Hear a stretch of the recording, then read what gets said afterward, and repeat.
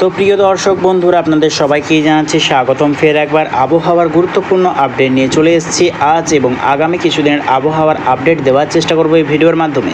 তো যারা প্রথম আছে অবশ্যই আমার চ্যানেলটাকে সাবস্ক্রাইব করে নিও সবার প্রথমে লেটেস্ট আপডেট পাওয়ার জন্য। তো দেখতেই পাচ্ছি কিন্তু তুমুল ঝড় বৃষ্টির সম্ভাবনা আছে গোটা পশ্চিমবঙ্গের সর্বত্র, এবং দেখতে পাচ্ছি আমরা বাংলাদেশেরও দক্ষিণ বিভাগের সর্বত্র কিন্তু তুমুল ঝড় বৃষ্টির সম্ভাবনা আছে।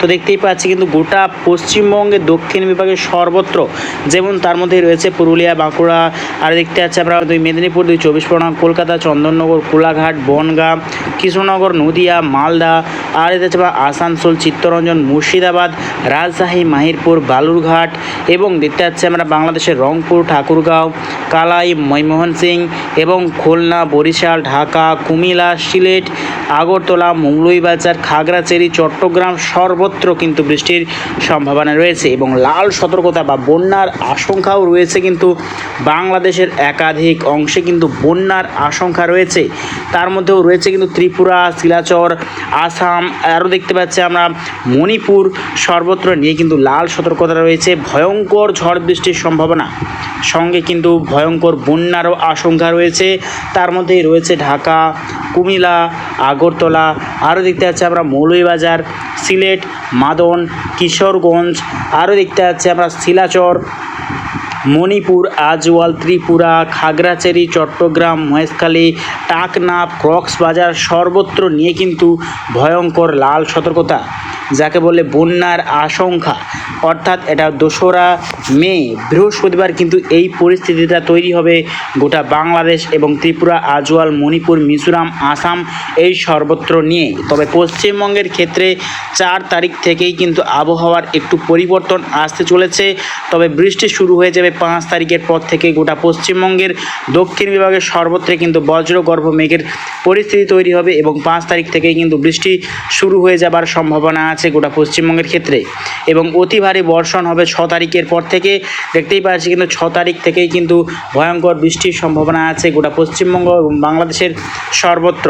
দেখতে পাচ্ছি আমরা 7 তারিখ যদি চলে আসি মঙ্গলবার, দেখতে পাচ্ছি 7 তারিখ কিন্তু মঙ্গলবার গোটা পশ্চিমবঙ্গের সর্বত্র, ঝাড়খণ্ড, বিহার, পাটনা, আলাহাবাদ এবং উড়িষ্যা, ভুবনেশ্বর, অন্ধ্রপ্রদেশ সর্বত্র নিয়ে কিন্তু একটা নিম্নচাপের অক্ষরেখা তৈরি করছে, তার জেরে কিন্তু গোটা পশ্চিমবঙ্গের সর্বত্রই কিন্তু ভালো ধরনের বৃষ্টির সম্ভাবনা রয়েছে।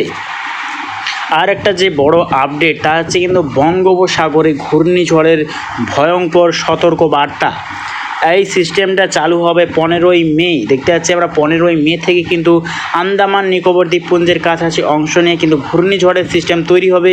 তার পরবর্তী টাইমে 25শে মে বা 27শে মে ল্যান্ডফল করে যাওয়ার সম্ভাবনা আছে অন্ধ্রপ্রদেশ, উড়িষ্যা এবং দুই বাংলার দিকে, যে কোনো দিকে কিন্তু যাওয়ার সম্ভাবনা রয়েছে ভয়ঙ্কর ঘূর্ণিঝড়।